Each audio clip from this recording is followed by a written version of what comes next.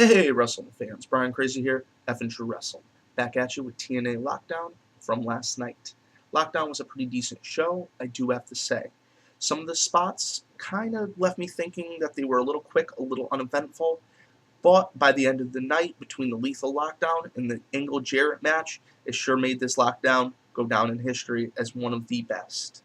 Um, I do have to say that some of the matches were a little rushed, it felt like. And, you got 2 hours and 40 minutes. You got to figure you got promo packages and entrances and celebrations and, everything that's needed to add the entertainment aspect to the pro wrestling industry and business. So you take 160 minutes, you divide that by 9 matches, that's what was on the card. You get 17.7 minutes. So you get anywhere between a 12 and a 15-minute match. Now, it's unfortunate that, some matches were less than 10 minutes and one was like literally a minute. But other than that, there was a lot of good contests on this card. Any card, you're going to get one or two that just really just didn't hit home. But I think they did so well with all the other booking that this was a really good event, in my opinion. For the quick tidbits of the night, we see Sting retain, we see AJ return, and we see Jeff Jarrett pick up the win, over Kurt Angle. We also see on the DL list Matt Hardy with possibly a broken arm, Jeff Jarrett injured his ribs, and Kurt Angle dislocated his shoulder. So, for jumping right into the card, we had the X Division escape match for the number 1 contender for the X Division Championship. We saw Jay Lethal versus Suicide versus Chris Sabin versus Max Buck versus Jeremy Buck versus Robbie E versus the Amazing Red versus Brian Kendrick. Now, it's elimination up into the last 2 guys, and then one out of the last 2 guys has got to escape the cage to win the match. So we see Max Buck escape the cage. Him and Brian Kendrick were the last 2 left, and he became the number 1 contender for the TNA X Division title, I assume at the next pay-per-view. Then we see a 4-way tag match. Now, this was pretty good as well. We see Steiner and Crimson versus Inc. Inc. versus the British Invasion versus Orlando Jordan and Eric Young. And Eric Young was wearing a Speedo. Okay, that was, I would have liked to go without that, but yeah, this was a nice solid match, and we actually see Inc. Inc. pick up the win. And just like I said in my predictions, these 2 guys got to set aside the personal differences and get the win. That's what they need right now, and they did. Shannon Moore, Jesse Neal came together, they put the BS aside, and they won the match. Now, I would have been kind of happy to see the British Invasion or Steiner and Crimson. Or, it's not that I dislike EY and OJ. I think they're a great comic relief, and, they're both phenomenal talent. So, it could have went any way. I'm fine with who won. Then we see, this is the match I was really talking about that was quick and uneventful. We actually finally get to see Madison Rayne and Mickie James in a steel cage. Yes, Mickie James is injured. That's why they played off the whole motorcycle angle, and I'm sure that's why they ended the match so quickly.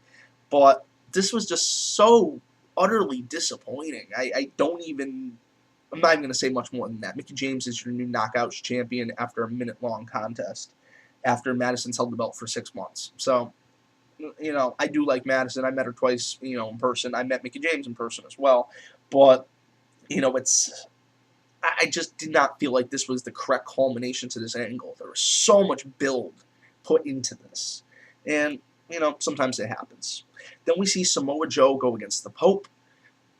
Joe just ripped through the Pope. There's no other way to say it. I mean, Pope, was trying to play the defensive game all match, got a couple good offensive moves, but Joe picked up the win.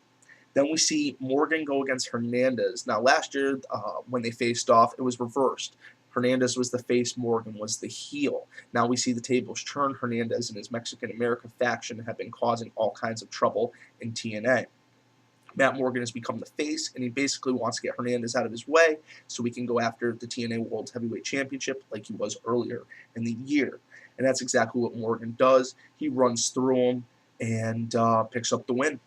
Then we see Sarita and Rosita go into some whole Mexican-America tirade in the ring, this, that, and the other. Velvet Sky comes out and clears out house of both of them.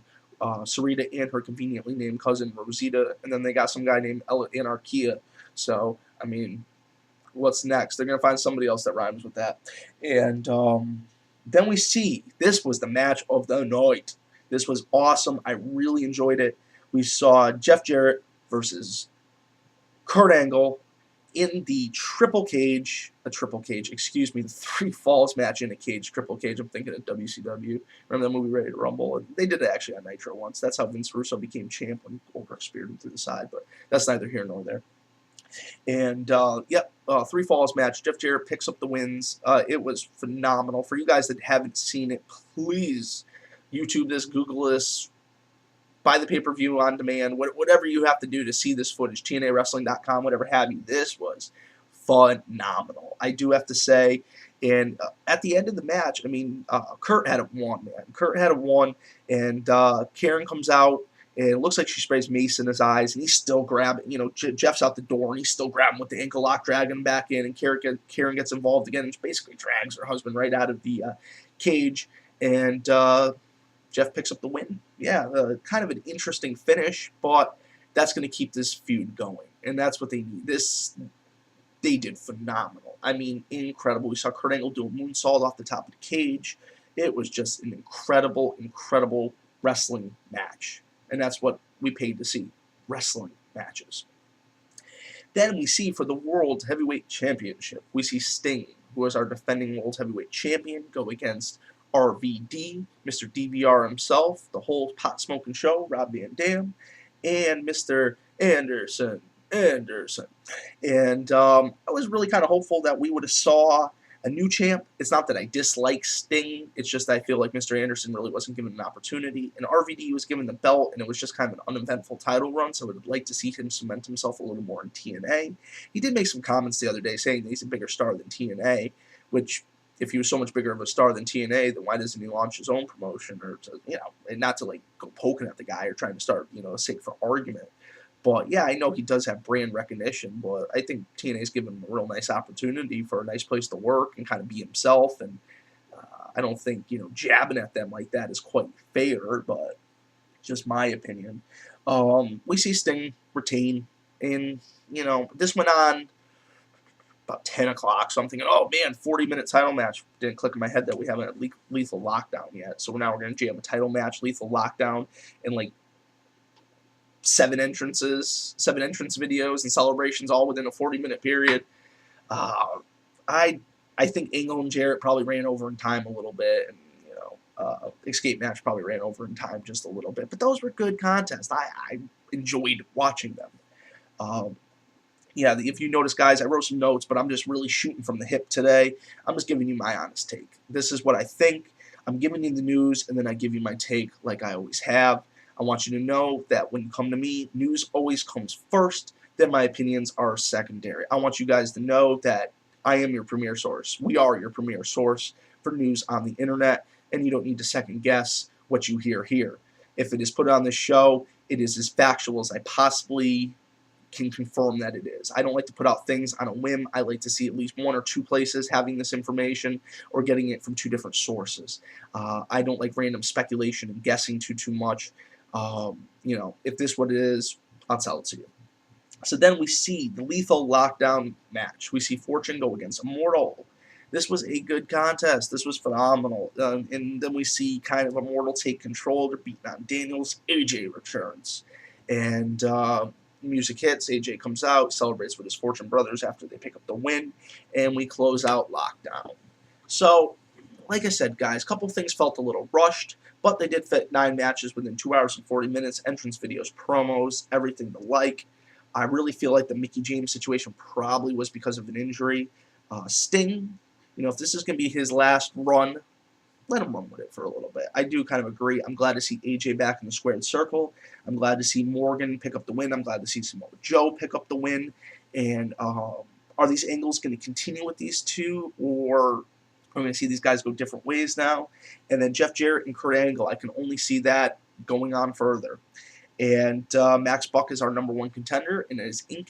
the #1 contenders for the tag titles. Is that what came out of that match? I don't know if that was the #1 contenders match or just a 4-way tag dance. I would assume that they probably are the #1 contenders, but I cannot confirm that. So that's about it, guys. We get 3 injuries, pretty good Lockdown, no new world champ. That's about it. So, guys, I will catch you later.